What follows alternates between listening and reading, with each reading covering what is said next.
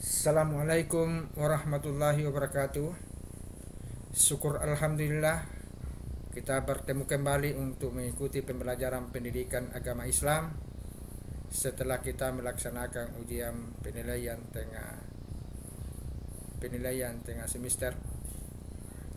Oleh karena itu, sebelum kita lanjut, maka saya mengajak anak-anakku sekalian untuk membaca doa belajar. Bismillahirrahmanirrahim. Rabbi sidini ilman warsukuni fahman. Ya Allah, tambahkanlah ilmu kami dan berilah kami pemahaman. Sebelum kita lanjut, maka kita akan membacakan dulu surah-surah pendek.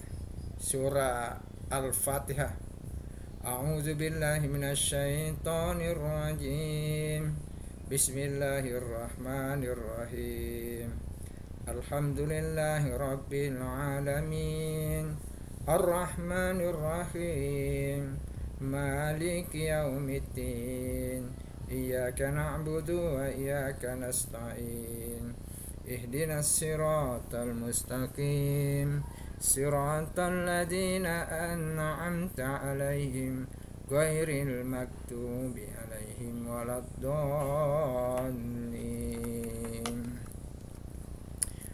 Anak-anakku sekalian, itu tadi adalah surah Al-Fatihah yang sering dibaca kalau kita mau salat.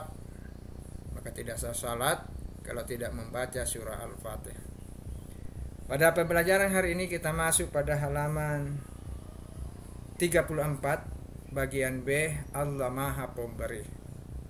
Al-Wahhab artinya Allah Maha Pemberi. Makanya di dalam surah Al-Fatihah itu Iyyaka na'budu wa iyyaka nasta'in. Mintalah kepada Allah. Kita harus minta kepada Allah. Sesudah bermohon kepada Allah, minta kepada Allah apa yang kita yang ingin minta. Karena Allah itu adalah Maha Pemberi dan tidak memilih-milih mere orang dikasih siapa yang Dia kehendaki. Makanya katakan Al-Wahhab. Allah Subhanahu wa ta'ala memberikan kepada semua makhluk yang Dia kehendaki. Allah Subhanahu wa ta'ala memberi tanpa pamrih atau tanpa mengharap imbalan.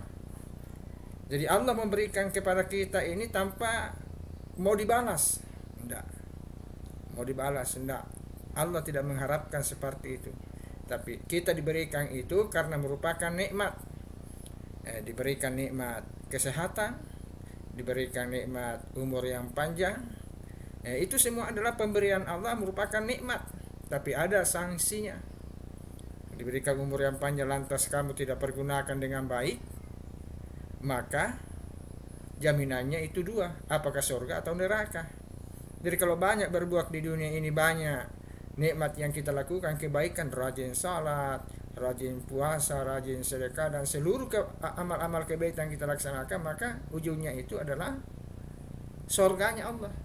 Tapi kalau karunia Allah yang diberikan kepada kita tidak pergunakan dengan baik, maka Allah juga akan ada nilainya, ada balasannya, namanya neraka. Silahkan masuk ke dalam nerakanya Allah. Siapa saja yang berhak masuk, yang tidak mau melaksanakan perintahnya. Yang mana itu perintah Allah? Salat, puasa, mengaji, sedekah, berzikir, banyak perintah Allah. Kalau itu semua kita lakukan, insya Allah Allah bukakan itu pintu surganya kita. Silakan masuk, nikmati apa yang pernah kau lakukan selama hidup di dunia. Allah Subhanahu wa ta'ala memberi kepada semua makhluknya tanpa diminta dan tanpa merasa bosan. Allah memberi tanpa batas waktu kapan dan dimanapun makhluk berada. Allah Subhanahu wa ta'ala memberi dan akan tetap memberi apapun yang dibutuhkan makhluknya. Allah selalu memberikan yang terbaik kepada semua makhluknya. Jadi Allah yang memberikan kepada kita ini, itulah yang terbaik. Kalau misalnya seandainya kadang kita berprasangka buruk, oh kenapa saya tidak lulus ujian? Mungkin Allah menganggap ada yang mungkin ada hikmahnya. Jadi seluruh apa yang kita laksanakan itu selalu harus ada di balik hikmah. Oh ada hikmahnya nanti ini. Contoh, kita mau ke Makassar, kita mau cepat-cepat, Di Makassar itu ada acara, harus berada di Makassar tepatnya jam 10 pagi. Maka kita berangkat dari Parepare jam 5 subuh. Tiba-tiba dalam perjalanan itu, tiba-tiba mobil itu macet. Dan ban mobil itu kempes semua dua-dua. Tentu kita ini kan khawatir, berprasangka buruk kepada Allah. Kenapa bisa begini? Tidak bisa sampai saat kita tidak bisa sampai secepatnya ini. Ternyata ada hikmahnya. Apa hikmahnya itu? Bisa saja hikmahnya kalau kau cepat-cepat, bisa saja kau tabrakan dalam perjalanan sehingga Allah itu memberikan suatu kempes mobilnya dan sebagainya. Ada saja. Setiap apa yang kita lakukan itu pasti Allah akan memberikan yang terbaik pada kita semua. Anak-anakku sekalian, kita lanjut.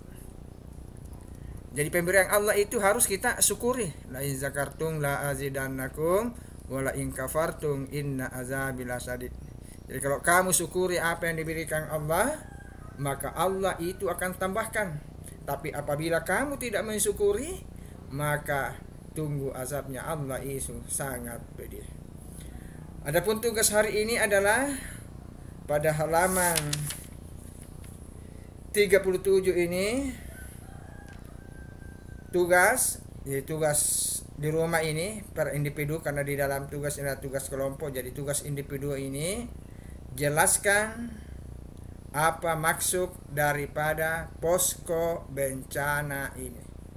Jadi posko bencana ini apa maksudnya? Ceritakan pada gambar ini. Sesudah itu tulis dengan baik ceritanya. Sesudah itu kirim nanti di Google formulir. Nanti di sana kita periksa.